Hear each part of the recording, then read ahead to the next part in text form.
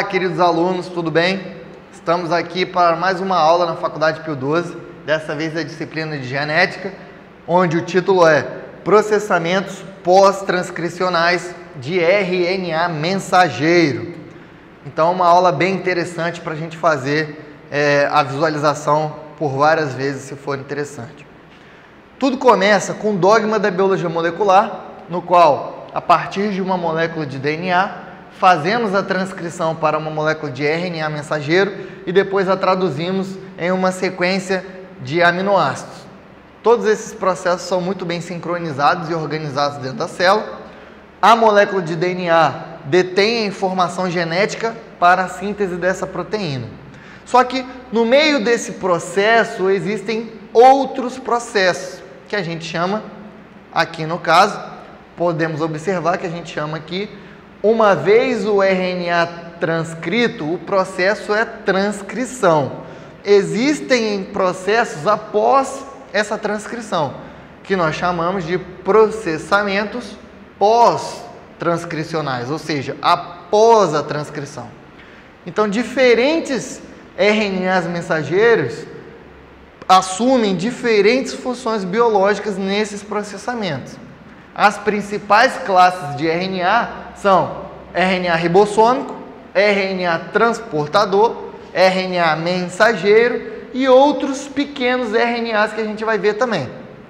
A enzima que configura todo o processo é a RNA polimerase, porque a gente está fazendo a transcrição. Então aqui, nesse slide, a gente pode visualizar o seguinte, que o gene está segmentado em regiões chamadas de introns e exons.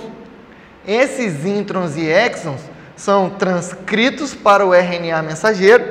Esse RNA mensageiro, em organismos eucariotos, ou seja, organismos mais complexos que possuem carioteca, aquele envoltório nuclear, nesses organismos nós temos os processamentos pós-transcricionais e esse RNA, uma vez transcrito, ele vai ser editado ao longo do processo, até poder ser traduzido.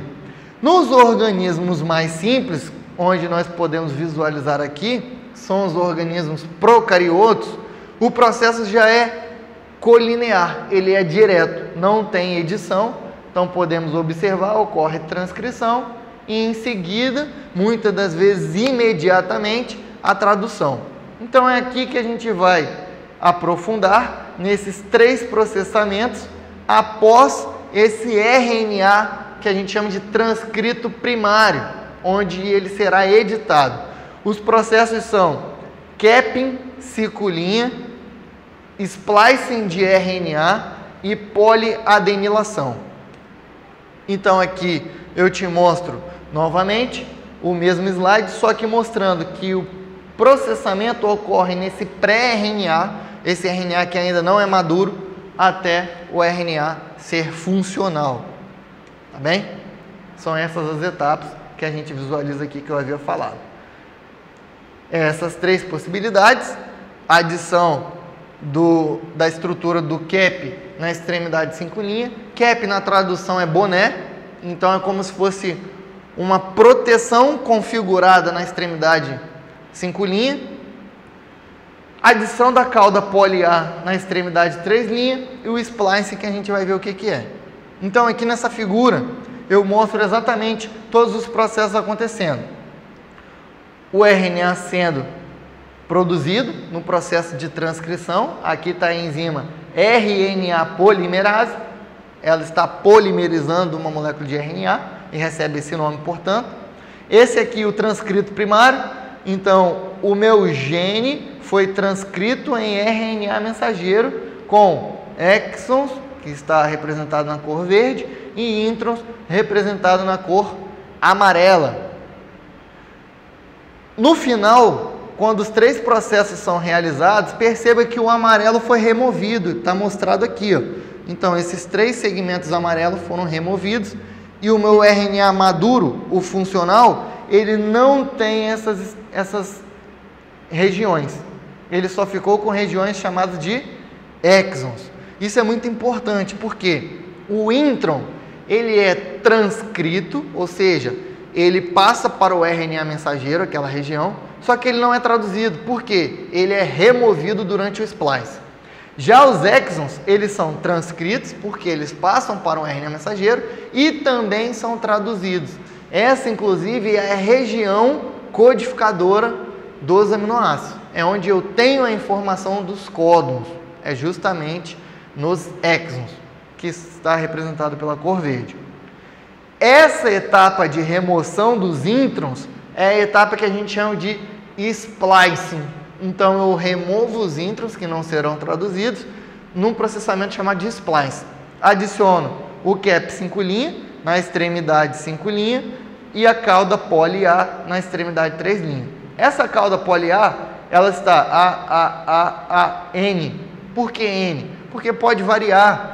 Eu já vi RNA mensageiro com mais de 300 adenosinas aqui. Vários nucleotídeos, então, no final. Então, aqui, a gente vê a adição da estrutura do cap 5' nos RNAs mensageiros. Nada mais, nada menos, o cap é como se fosse um boné, como eu havia dito, e é uma proteção na extremidade 5'.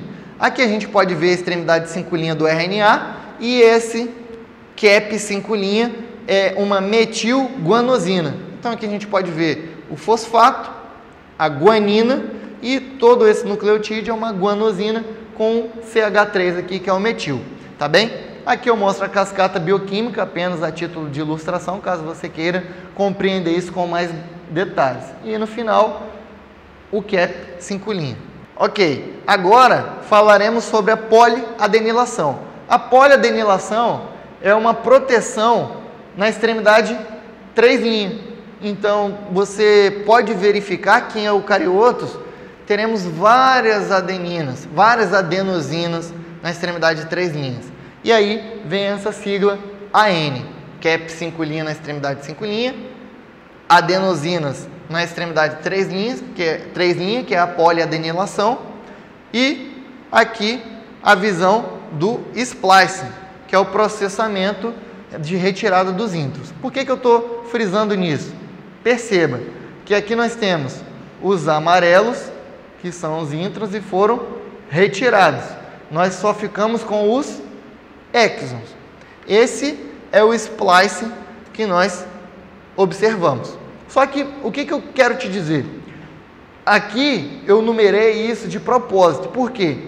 Se a numeração é 1, 2, 3, 4, 5, 6 e 7, a organização aqui dos exons no meu RNA final, ó, cap 5', cauda poly-A, e os meus exons após a retirada dos introns pelo splice. Esse é o splice convencional. Se eu reorganizo esses exons, por exemplo, eu pego o 4 e coloco na frente do 1. Então, eu vou ter 4, 1, 2, 3, 5, 6 e 7. Eu altero a proteína final.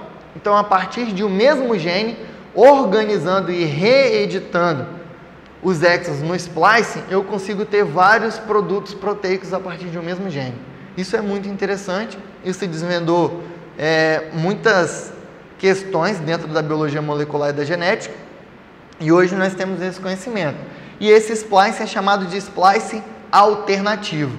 Quem faz a edição e a retirada desses introns são componentes do spliceossomo, que é uma holomolécula formada por pequenos RNAs nucleares, que é uma sigla nova talvez para muitas pessoas, snRNA, S de small, né, na tradução do inglês, nuclears, de nucleares, complexados com proteínas específicas, com essas snRNP.